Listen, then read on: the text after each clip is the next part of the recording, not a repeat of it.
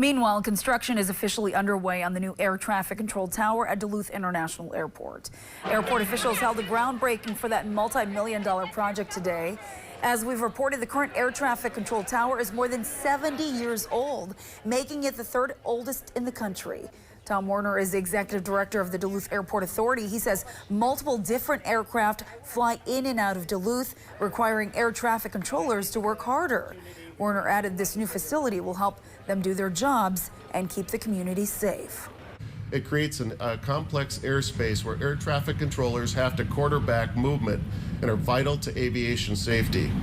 In addition, Duluth air traffic controllers assist aircraft coming and going from many of Northeast Minnesota's airports. This project is important to safe air commerce throughout the region. The project was supported by millions in state and federal funding.